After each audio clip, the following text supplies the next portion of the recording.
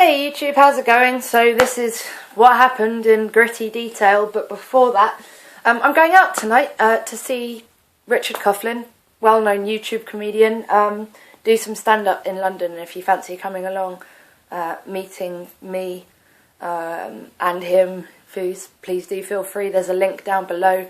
And, you know, what more could you ask for? 2 YouTube celebrities for the, well, 1 YouTube celebrity and Coughlan. So, hi, yeah, so, you all gave me some really good advice, thank you. You know, when you ask someone, when you sort of lay out the whole relationship situation to a video, in a video that 500 people watch, and you get 40 comments invariably saying the same thing, you know that what you're about to do is sort of the right thing to do. And all apart from actually my good friend Earl, who did leave me a video response sort of making an argument that I'm not understanding that men have a cowboy mentality and can't be expected to contribute to a woman emotionally, which is fair enough. I don't agree, but I think it's fair enough.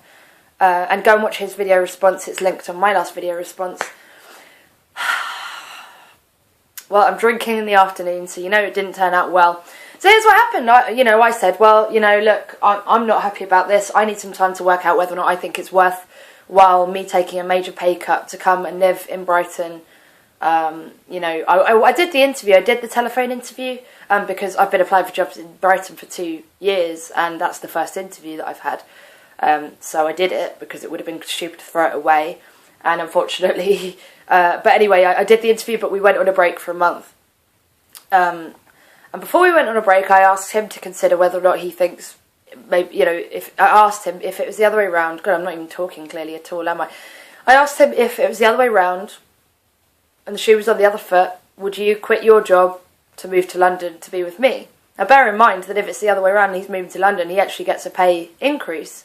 And it would have been easy for him to move to London because there are lots of job opportunities at all times in London. I mean, even in the recession, you can get a job reasonably easy in London. It's probably the only place in Britain that's so easy to get a job at the moment. And he just flat out went no. Like, he didn't even need to think about it. To him, he likes his job, he likes his life in Brighton, he wouldn't even consider changing his life to be with me. And that made the bottom drop out of my heart, because I was sort of assuming all along that, you know, I didn't ask him, I never asked him, I just assumed that, you know, because he says he really loves me and he really wants to be with me, that if it was the other way around, if I asked him to move to London instead of me moving to Brighton, that he would do it at the drop of a hat. I just assumed that was the way he thought about it. I never actually asked him, and it completely, like, took me aback that when he said no. Just no, he didn't even need to think about it. No, I wouldn't fuck up my life for you. No. I was like, okay. So I said, well, look, alright, fuck it. If that's how it is, if you actually can't be fucked, here's the way it can work. Either you can move to London or, and, you know, keep doing your job, commute back and forth, or you can move to London, or we can break up. Because I don't feel like moving to Brighton, fucking up my life for you. Fucking up my career for you. Even so, I did the telephone interview because I thought, you know, it's always good to have options, and unfortunately I did really well at the telephone interview and I got offered a face-to-face interview, and this was after 2 weeks of us being on a break. So I sort of thought, well, I'm going to cut the break a bit short because there's no point in me, because my interview's at 8:30 in the morning and I need a place to stay in Brighton if I'm going to go to an interview that starts at 8:30 in the morning. I'm going to need a place nearby to stay the night before, because I'm not getting up at 5:30 in the morning to get to Brighton. And I'd be useless in an interview if I got up that early anyway. So I sort of thought, well, I hope he's done some thinking, you know, maybe he's got something to say. But after the 2 weeks were up, I sort of called him up and he hadn't at all. Bear in mind that during this 2 weeks, I almost slightly obsessively read books about relationship counselling, about, you know, I read books with embarrassing titles like He's Just Not That Into You, which is a fucking book that all women should read. I hate to sound so funny, but a book called Women Who Love Too Much, and I got it on hand to show you it because it would make you laugh. It's got bleeding heart on the front. I was so embarrassed to read it on the train. Women Who Love Too Much is a fantastic book if you find yourself repeatedly getting dumped by someone and you know you can't understand why you keep getting back into relationships that you already know are going to fuck up and you know are bad for you, for example, or if you keep stay in a relationship with someone who makes your life miserable because you feel like you love him and it's worth it and one day he's going to change. Please read the book called Women Who Love Too Much. not only women could benefit from that book, I think my friend Dan could probably benefit from that book. And a lot of men could probably benefit from it too, like codependent sort of men. And it's not. It's called A Breakup, not A Breakdown. I'm reading that one at the moment. That's fantastic. Anyway, bear in mind that even during our break, what I was trying to do was put loads of effort into saving our relationship. I was reading up on the topic. I was trying to work out, what can I do to make this work. And when I spoke to him on the phone, it was quite clear that he hadn't at all thought about our relationship in the 2 weeks that we'd been on a break. Like, his thinking had not changed in any way. He seemed nonchalant when I spoke to him. I actually asked him, I can't remember what I was going to say now.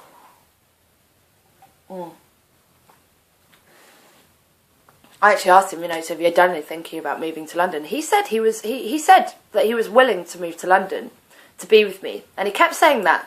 I'm willing to move to London to be with you. And I was like, well, go on then, because you understand surely the ultimatum that I've given you now is I'm not willing to put anything else into this relationship until you fucking do something here. Until you fucking contribute to this relationship, I'm not going to put any more of my time or effort into it. And he kept saying, I'm willing to move to... Isn't that passive? Oh, I'm willing to move to London. And I was saying, well, all right, my door's open. You're welcome to move to London anytime you like. Move to London as soon as possible. How long roughly do you think that would take you to move to London? I said, I think really we can either sort of discuss the possibility of you moving to London in the next 3 months, which is enough time to give notice to your landlord, save up a deposit, and save up money for a travel card and this sort of thing. What do you reckon of 3 months? The 3 months is unreasonable because I have to pay off my debts. So what do you envisage us just fucking around like this for another year until you've paid off your debts? No, we're not doing this anymore. So basically I gave him the option to be with me or not be with me, to demonstrate that he was as dedicated to the relationship as I was, and all I could say is thank fucking God that I actually thought to ask him if this was the other way round before I quit my job and took a £10,000 pay decrease. Very luckily as well, because actually I was doing the right thing, because the universe may have been conspiring against me by only giving me... It might have been trying to help. I don't believe in signs or anything, so I'm just speaking very wishy-washy way here. I don't mean it. But, the universe sort of trying to tell me something if I can't get a job in Brighton to be with this guy for 2 years, and then when I finally do get the interview, my manager at work offers me a promotion to a $30,000 a year job. I always feel like the universe is like basically going, no. So it was lucky that I did sort of ask him, because I'm not willing to, no matter how much I think I love someone or they love me or whatever, and I'm not willing to be with someone who wouldn't try just as hard to be with me as I would to be with them, and wouldn't prioritise me just as highly as they would prioritise the other things in their life. Even I'm not willing to do that. So we were having this argument anyway. It went on till about midnight. At one point, I wept, and I absolutely bore my soul. I wept, and I sort of quite desperately said, listen, I really, really, really want to be with you, but I need for you to do something for me now, to let me know that all of these sacrifices I've made over the last 2 years, and this massive sacrifice I was about to make, have not all been for nothing. That you don't think that I'm completely worthless, because I feel like you think I'm worthless at the moment. And I got to the end of this whole weepy tirade. It was about 2 minutes of me, like, I was absolutely crying, but starting to become, I haven't done this through the whole of our relationship, but at that point it really got to me, the sadness of it all, and I was starting to become a bit hysterical. And I got to the end of this tirade, and he just went, this is absurd, you're ridiculous. And that's when I realised, like, not only would he not have been willing to do the same for me in return, not only was he not willing to change his life in any minor way even, to be with me, not only if the shoe was on the other foot would he not have fucking done this for me, but he actually has the fucking cheek to watch his girlfriend that he claims to love cry her heart out, and then at the end of it, not even sort of gently say, well, I'm sorry you feel that way, but I completely disagree with you, but just to call me ridiculous and absurd. That's someone heartless. That's someone that doesn't give a fuck. And then he hung up, then he was like, oh, Jess, I need to get up early tomorrow for work. And he hung up the phone. So I'm going to go, good night, and hung up the phone. And it got to 6 o'clock, 7 o'clock in the evening the following night, which was a Friday night. And I thought, if you want to be with someone and you've been like, sorry, I'm going to hang up the phone now because I have to get up early for work, Presumably, you follow that up the next day with, so I'm sorry that I cut our conversation short, but you do matter to me. I'm not at work at the moment, it's the weekend now. Would you like to discuss this further? Not even getting a phone call is surely a massive indication that he does not give a fuck whether or not I dump him or how I feel about things. So, I had two options, really. I drafted a really fucking long, horrible... I decided basically I'm not willing to be with him anymore. I've done my time. I've wept my tears. He broke up with me twice. I took him back both times. I've never broken up with him. I've never done anything apart from try my absolute hardest to be around him and love him. At least while we've been together, there was a minor transgression around his best friend, but that was when we broke up. So, this was never a great relationship anyway. But I've never done anything on purpose to hurt him. I've never been neglectful or abusive towards him. If anything, all I've ever done is criticise him for not putting enough effort into the relationship, which he never was doing. I wrote a very long, hurtful text message. Like one of the most bitter text messages I would have ever sent him, which was saying everything from, here are 10 reasons that I fucking refuse to go out with you anymore. You're a fucking douchebag. Size does matter. Your hairline's receding. Mama, the shit I calculated to hurt him. And then I called up my best friend, Dan, and I said, what do you think about me sending this text? The way I see it, there are two sort of options. Either I can send this text message and then ignore all of his future calls and texts, which there wouldn't be any after sending a text message like that, because he actually has some pride and self-esteem, and he wouldn't fucking get back with someone or try to maintain a relationship with someone that treated him like that, unlike me, unfortunately. Or I can call up my phone provider and I can get his number blocked permanently, and I can block him off of Facebook and all of these sort of things, and he'll pick up the message eventually. And we decided that with someone as arrogant, because basically what I was trying to do was not only to break up with him, but also I wanted to hurt him, because he seemed so nonchalant. He didn't seem to care about the end of our relationship. It was heartbreaking. It was breaking my heart that he didn't seem to care. And I wanted him to care on the way out. So we discussed it, me and my friend Dan, and I said, which one of these things do you think is going to make him care? Sending this long arsehole message. Do you think that would hurt his feelings? But actually we decided that with someone as arrogant and as unbothered about the relationship, the only thing that I've ever done for him is boost his ego. I was told, even when I was crying in a terrible negative way about how much he hurts me, what I'm doing is saying to him, you're really, really important. You're really important to me. It's because I love you, that I want to be with you, that it makes me feel this bad. It was all, the whole 2 years, even the negative moments in our relationship have all been building him into some fucking egotistical megalomaniac monster. So we decided that the best way to fuck with someone like that is basically just to cut them out of your life completely, never talk to them again, and not even give them any warning about it. So I called up my phone provider, I got his number blocked, I blocked him off of Facebook, and this was all last night, and then I got extremely drunk and carried on reading my book. It's called A Break-Up, Not a Breakdown. So basically, as a result of the advice that you all very kindly gave me, thank you, it was good advice, the break turned into a breakup, and that's done now, and please, oh my god, please, if I'm back on YouTube in the next sort of 2 weeks to a month, making a video going, he's called me up, he says he's really sorry, he really wants to get back together with me, please fucking remind me that he's broken up with me twice already. No more, Jess. That's what you need to say immediately. No more. And in fact, if you're still watching my channel in 2 years and I'm with some other guy and he's broken up with me and he wants to get back with me, remind me, please, that all of this, I didn't even...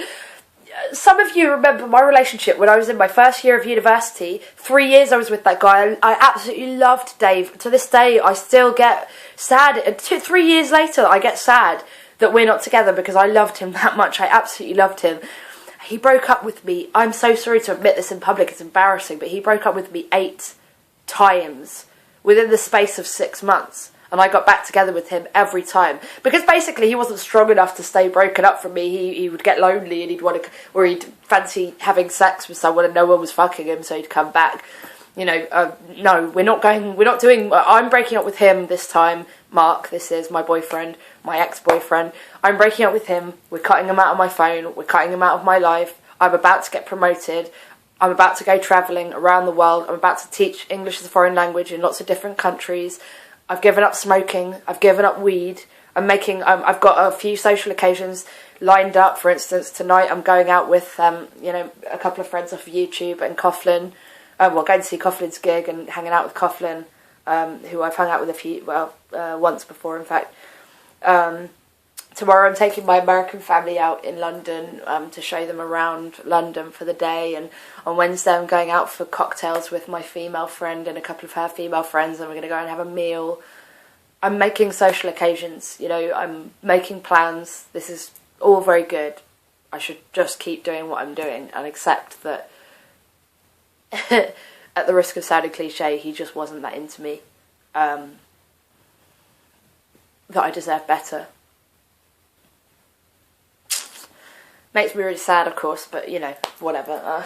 I also feel like it's not going to take me as long to get over him as it might normally, because I've done it so many times. Like, some part of me actually didn't fully re-enter the relationship this last time, because I knew it was bullshit. Some part of me knew it was bullshit.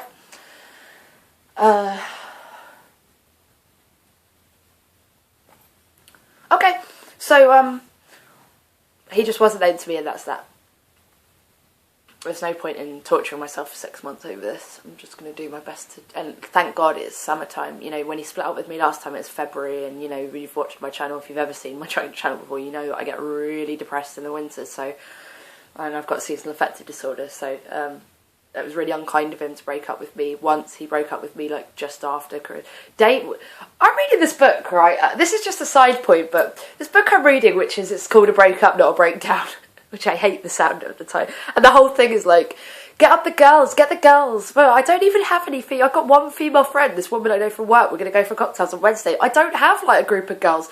Women, do you have, really loads of girly friends that all know each other, that you've all been friends for years? Are you all living in some Sex and the City sort of style thing? And if you do, will you be my e-girls, please? Because I could do with some support. And also, how did you, how did you end up with this group of girls? Because I really need some female friends. Girls in inverted commas there. I really hate that phrase about adult women. It's infantilizing. But do you have girls? And how can I make girl friends? Although I love my male friends, they're all really good and supportive. There's nothing quite like asking a male friend for advice on the way a man thinks and him going, no, that's not a good sign. No, Jess, we don't need to analyse this over and over again. We don't need to go into the details of why he thinks that way and things like that, because that's not the way men work. If he wanted to be with you, he'd be fucking outside your house with suitcases ready to move to London. If you were the one, if he was going to marry you, if there was no question in his mind, he'd be fucking outside your house with suitcases ready to move in with you. So, it's good to have a male second opinion. Look at it. No, I can't show you out there, because then you'll see out the front of my house and you might be able to identify my location, although you'd have to seriously want to rape and murder me and do some serious detective sleuth work. Alright. Wow, 18 minutes. Woo! I am rambling. I am rambling like a woman trying to escape from a deep depression that threatens to overwhelm me. And I will have to face it sooner or later, but as I'm going out tonight and I need to be in a good frame of mind and in a good mood, it's really not in my best interest to start getting really depressed now, so I'm just going to finish my glass of wine and hit the road. I hope you're all well, YouTube. If you'd like to leave me some celebratory comments about what a good job I've done by breaking up with someone that sounds like a bit of a douchebag, then I would really appreciate them. Please be careful what you say in comments, because I'm feeling quite sensitive and I am probably prone to blocking people more than I normally would. If someone starts trying to sell me what a great guy he was and how I've made a massive mistake, I'm definitely going to block that fucker. So probably, if that's what you think, it sounds like I was being ridiculous and absurd and pathetic like my boyfriend did, probably keep that to yourself if you'd like to carry on commenting on my videos. And I hope you're all well, and I'm going to come back and make videos about things that are not my ex-boyfriend. Maybe, 5 steps to getting over a breakup would be an excellent video to make. I definitely have a top 10 ways to get over depression video to make.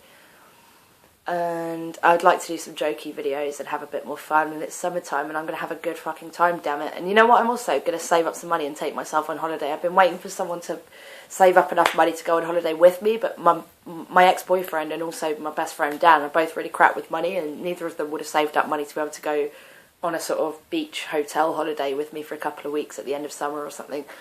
Neither of them will manage to save up that much money, so I will take myself on holiday. Probably. I think I'm just going to go on holiday for 2 weeks on my own and spend all my time by the pool with a huge pile of books, drinking cocktails, flirting with the guy bringing me my cocktails. My phone's ringing. That'll be my friend Dan trying to get in contact with me to go and meet up with him. So yeah, I mean, if you fancy coming along this evening, please do feel free. You're going to have to pay for a ticket. Coffin's gig sort of details are below, and I hope you're well, and I will see you very soon. Thanks, YouTube.